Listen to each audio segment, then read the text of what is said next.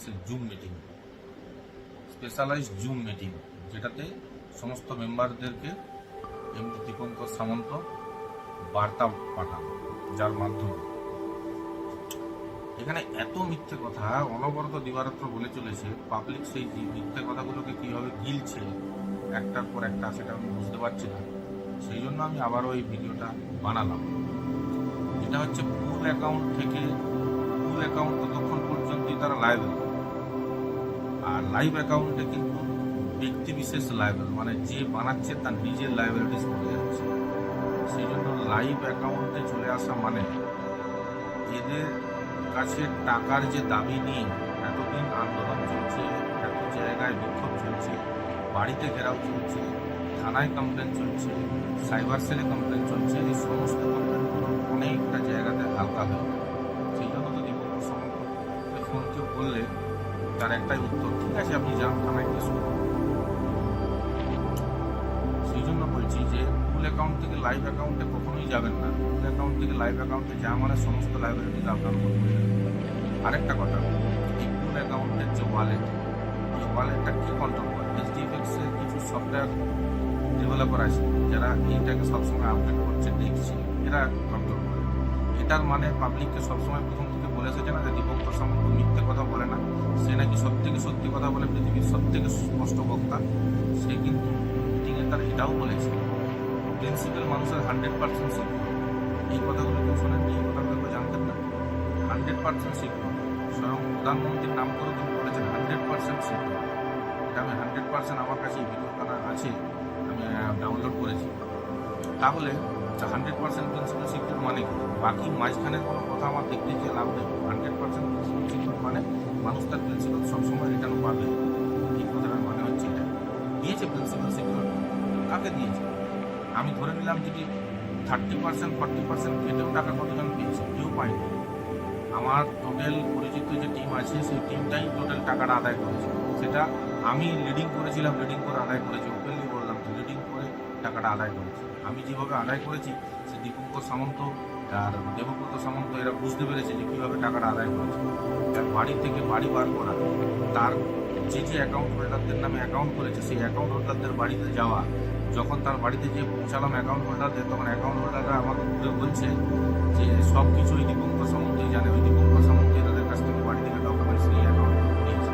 হচ্ছে সবসময় বলে না যে সে সত্যি কথা বলে, সে অনেক কিছু করবে, অনেক কিছু নিয়ে যেতে চায়, সারা বিশ্বে নিয়ে যেতে চায়। তো সারা বিশ্বে তো অবশ্যই নিয়ে যাবে, সেটা পাবলিকের কাছ থেকে টাকাটা নিয়ে অ্যাকাউন্টে পড়ে থাকি তো সারা বিশ্বে ওইভাবে যায় না, সেটাকে কাজে লাগাতে হয়।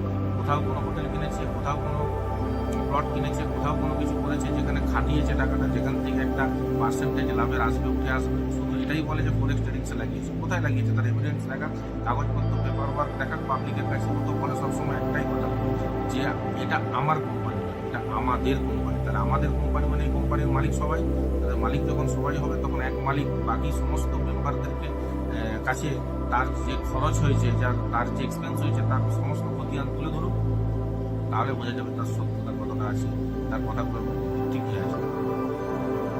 যে যদি সঠিক পথে ব্যবসা করছে তাহলে এত কেন কর্মচারীদের অ্যাকাউন্ট, এত থার্ড পার্সন পার্টিদের অ্যাকাউন্ট কেন খুলতে হবে?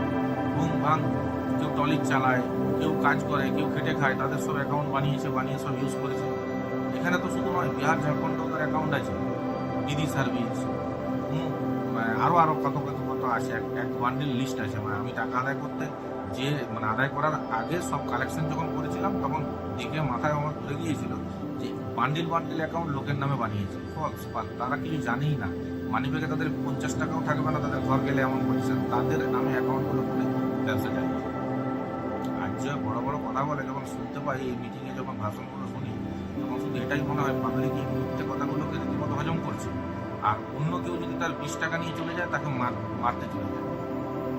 আরে তোরা সঠিক জায়গায় কমপ্লেন কর, সবাই সঠিক জায়গাতে যা। আমি তো এরকম নয়, ভগবান নই। আমি যেমন আদায় করতে পেরেছি টাকা, সবাই যদি ঠিকঠাক করতে এগোয় অবশ্যই কিছু না কিছু আদায় হবে। কেন আদায় হবে না? আমি তো প্রত্যেকে ভগবান আমাকে পাঠিয়ে দেয়নি যে টাকাটা আদায় করে নিয়ে চলে আসবো। কিন্তু মানুষকে ওর উপর থেকে ট্রাস্ট করা, বিশ্বাস করাটা থেকে যতক্ষণ না বেরোতে পারবে না, মানুষ কখনো টাকা পাবে না। মানুষ ওকে অন্ধের মতো বিশ্বাস করে। আর এই বিশ্বাসখানা কোনো পাথরকে করলে ভগবান উপর থেকে নেমে চলে আসবে। দীপঙ্কর সামন্তকে মানুষ বেশি বিশ্বাস করে না। তার ফল এটাই, এই সুযোগটাকেই কাজে লাগাচ্ছে। এখন দীপঙ্কর সামন্তের কাছে একটাই ক্ষমতা, কি না মানুষের যে দুর্বলতা, ওর প্রতি বিশ্বাস, সেটাকে কাজে লাগিয়ে একের পর এক দিন নিয়ে যাচ্ছে। জানুয়ারি, ফেব্রুয়ারি, মার্চ, মে, জুন, জুলাই, আগস্ট মাস আসতে চলেছে, নভেম্বর, ডিসেম্বর, জানুয়ারি, ফেব্রুয়ারি, আবার 25 সালও পড়ে যাবে। কেউ কিছু পারবে না। কি করে পারবে? বান্ডিল বান্ডিল ফরচুনার নোট ঘেটে ফরচুনার গাড়িতে করে 1400 জায়গায় মিটিং করে কখনো একটা কোম্পানি চলে নাকি? কোম্পানির আসল মেরুদণ্ডটা কি হয়? সেই কোম্পানিতে যত টাকা ফান্ডিং হয়েছে সেই টাকাগুলো কোনো না কোনো বিজনেসে লাগাতে হবে, কোনো না কোনো বিজনেসে খাটাতে হবে, তবে না সেখান থেকে চলে আসবে। এই সমস্ত বোগাস জিনিস, আমার সাথে তার যে কথা আছে সেটারও রেকর্ডিং আছে, সেরকম হয় সেই রেকর্ডিংটাও আমি পাঠাবো। যে রেকর্ডিংয়ে সে পরিষ্কার স্পষ্ট কথা তাকে আমি জিজ্ঞেস করেছিলাম, আপনাকে আসলে কি টাকা কেউ ফেরত পাবে? উত্তরে একটাই প্রশ্নের উত্তরে, মানে আমার প্রশ্নের একটাই উত্তর ছিল যে টাকা নেই, দেব কি? তাহলে এত কিসের ফান্ডা, এত কিসের গল্প? SD star effects, SDME coin, এত সব কিছু আছে, এগুলো সবই কিন্তু মনে রাখতে হবে, এগুলো প্রত্যেকটাই কিন্তু একটা ওয়ালেট ভিত্তিক জিনিস। এগুলোতে মানুষের ফিজিক্যাল কারেন্সি নয়, এগুলো একটাও ফিজিক্যাল কারেন্সি নয়। সুতরাং এগুলো দেখিয়ে কাউকে আমি এখন 50,000 এসডিএমই দিয়ে দিলাম, এই দিয়ে দিলাম, সেই দিয়ে দিলাম, এগুলো মানে তো এইরকম নয় যে পাবলিক তার টাকাটা ফেরত পেল। এগুলো মানুষের শুধুমাত্র একটা ভুল বুঝিয়ে রাখা হয়েছে অন্ধকারে। এই জন্যই আবার এই ভিডিওটা আমি বানালাম, যে আমি না বলে থাকতে পারছি না। 24 ঘন্টা যে মিথ্যে কথা বলে চলছে, মিথ্যে কথাগুলো দেখার পরে মনে হয় মাঝে মাঝে যদি কিছু কথা বলি, পাবলিক অ্যাটলিস্ট তাতে একটা সাহস পাবে যে না, একজন ব্যক্তি টাকা আদায় করেছে, আমার আমিও আদায় করতে পারবো। সেই জন্যই আমি এই কথাগুলো বলবো। পুরোটাই ফেক, পুরোটাই ফেক। টাকা শুধু শিফটিং করেছে, এই অ্যাকাউন্ট থেকে সেই অ্যাকাউন্ট, সেই অ্যাকাউন্ট থেকে এই অ্যাকাউন্ট, শুধু শিফটিং হয়েছে। 20-30-40 অ্যাকাউন্টে না টাকাটা শুধু রোটেশন হয়েছে। টাকাটা যদি কোথাও ইউটিলাইজেশন হতো, অবশ্যই পাবলিক টাকা পেত।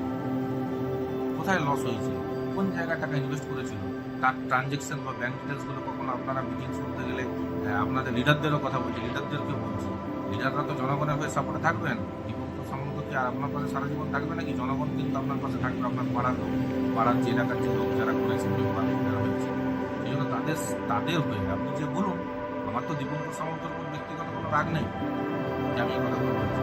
আপনারা যে দীপঙ্কর সামন্তকে বলুন কোথায় ইনভেস্ট করেছিল, সেখানে একটা ট্রানজেকশন তো থাকবে, সেখানে টাকাটা ইনভেস্ট করেছিল, এরকম তো নয় পকেটে করে ক্যাশ নিয়ে ভারতবর্ষের বাইরে চলে গেল দুবাই, প্লেনে করে ক্যাশ টাকা জমা করে বলবে যে আমি ক্যাশে ইনভেস্ট করেছি।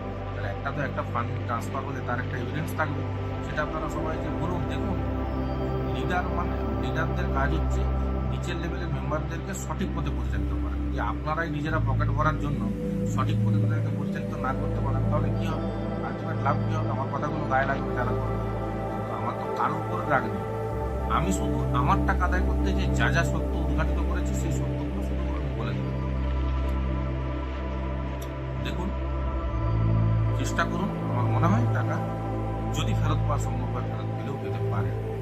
কারণ 1200-1300 কোটি টাকা কত টাকা মানুষ খরচা করে? 400 কোটি টাকা ছেড়ে দিলেও 800 কোটি টাকা পড়ে থাকার কথা।